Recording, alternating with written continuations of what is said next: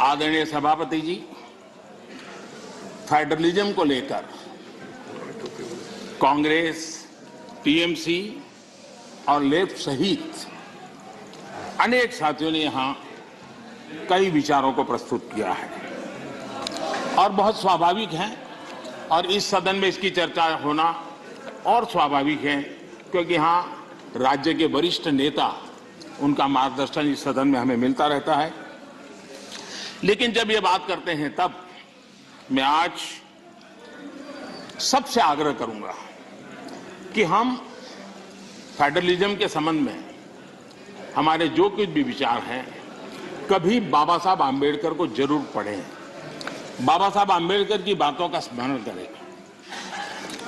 बाबा साहब आम्बेडकर जी ने जो संविधान सभा में कहा था उसी को मैं कोट कर रहा हूं और बाबा साहब आम्बेडकर ने कहा था, ये फेडरेशन एक यूनियन है क्योंकि यह अटूट है।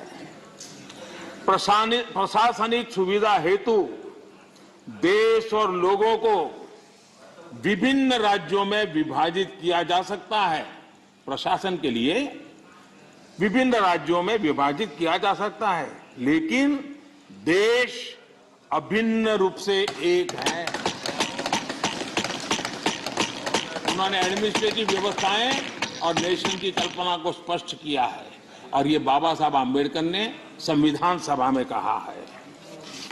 मैं समझता हूं फेडरलिज्म को समझने के लिए बाबा साहब आम्बेडकर के इतने गहन विचारों से अधिक मैं समझता हूं कि मार्गदर्शन के लिए किसी बात की जरूरत है। लेकिन विशेषता यह है, क्या हुआ है हमारे देश में? फेडरलिज्म के इतने बड़े बड़े भाषण दिए जाते हैं, इतने उपदेश दिए जाते हैं, हम क्या वो दिन भूल गए जब एयरपोर्ट पर जरा जरा सी बातों के लिए मुख्यमंत्री हटा दिए जाते थे? आंध्र प्रदेश के पूर्व मुख्यमंत्री टी अंजय जी के साथ क्या हुआ था, इस सदन के अनेक नेता अच्छी तरह जानते हैं। प्रधानमंत्री के बेटे को एयरपोर्ट पर उनका प्रबंध पसंद नहीं आया तो उनको बर्खास्त कर दिया। इसने आंध्र प्रदेश के करोड़ों लोगों की भावनाओं को आहत किया था। इसी प्रकार कर्नाटका के लोकप्रिय मुख्यमंत्री वीरेंद्र पाटिल जी को भी अपमानित करके पद से हटाया गया था, वो तब जब वो बीमार थे। हमारी सोच कांग्रेस की तरह संकीर्ण नहीं है। हम संकीर्ण सोच के साथ काम करने वाले लोग नहीं हैं। हमारी सोच में राष्ट्रीय लक्ष्यों, राष्ट्रीय टारगेट और रीजनल एस्पिरेशंस, उसके बीच में हम कोई कॉन्फ्लिक्ट नहीं देखते हैं।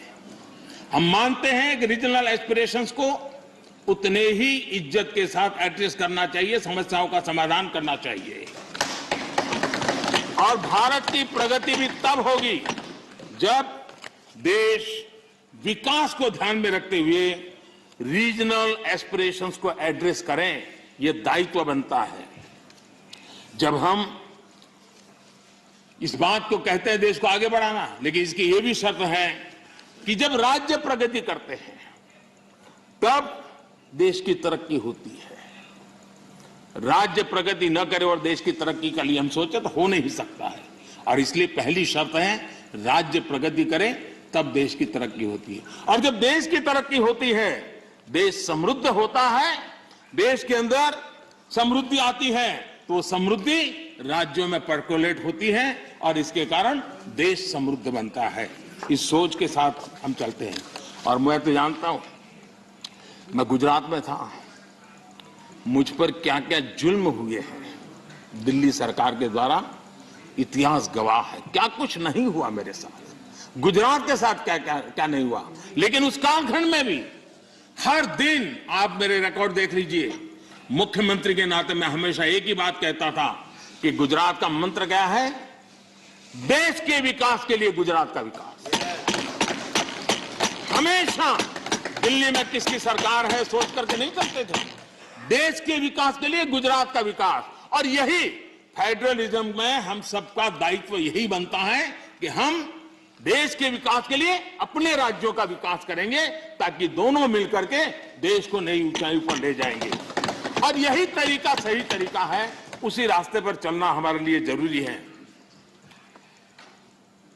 और ये बहुत दुखद है, जिनको दशकों तक सरकार चलाने का मौका मिला और उन्होंने राज्यों के साथ कैसे कैसे दमन किए थे। सब यहां बैठे हैं, भुक्तभोगी लोग बैठे हुए हैं।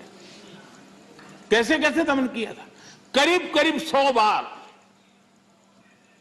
राष्ट्रपति शासन ला करके राज्य सरकार, चुनी हुई राज्य सरकारों को उखाड़ के फेंक दिया।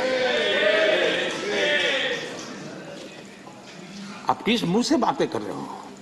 और इसलिए लोकतंत्र का भी आपने सम्मान किया।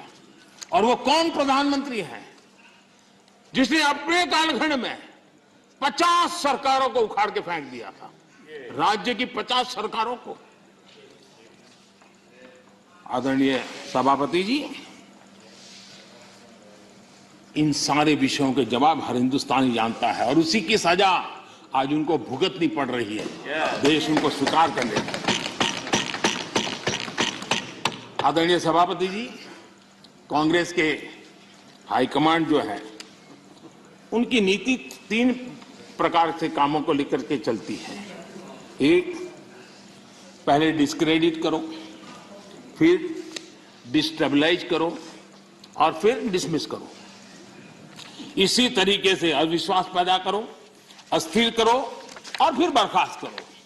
इन्हीं बातों को लेकर के चले हैं। आप जरा बताइए आदरणीय सभापति जी, मैं आज कहना चाहता हूं कि फारूक अब्दुल्ला जी की सरकार को किसने अस्थिर किया था? चौधरी देवीलाल जी की सरकार को किसने अस्थिर किया था? चौधरी चरण सिंह जी की सरकार को किसने अस्थिर किया था? पंजाब में सरदार बादल की सरकार के किसने बर्खास्त किया था? महाराष्ट्र में बाला साहब ठाकरे को बदनाम करने के लिए किसने डरते टिक्स का उपयोग किया था? कर्नाटका में रामकृष्ण हेगड़े और एसआर बोम्बई की सरकार को किसने गिराया था? 50 के दशक में केरला की चुनी हुई कम्युनिस्ट सरकार को किसने गिराया था? उस कालखंड में 50 साल पहले तमिलनाडु में इमरजेंसी के दौरान करुणानिधि जी की सरकार को किसने गिराया था? 1980 में एमजीआर की सरकार को किसने डिसमिस किया था? आंध्र प्रदेश में किसने एनटीआर की सरकार को अस्थिर करने की कोशिश की थी, और वो भी जब वो बीमार थे?